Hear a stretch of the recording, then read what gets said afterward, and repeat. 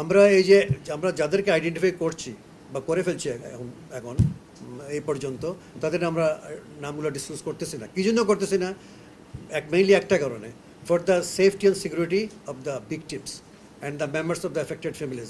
আমাদের কাছে তথ্য আছে আপনার এখনও তারা দে আর স্টিল ট্রমেটাইজড, দে আর স্টিল মেন্টালি ডিভাস্টেটেড।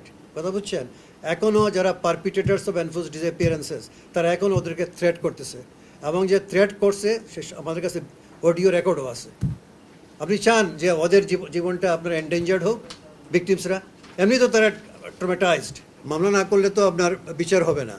আচ্ছা, ভিকটিমদের পক্ষ থেকে মামলা করতে হবে আইসিটিতে, কথা বুঝছেন? ইনভেস্টিগেশন হবে, তারপর চার্জশিট হইলে তখন আপনার কগনিজেন্স নেবে এবং ট্রায়াল শুরু হবে।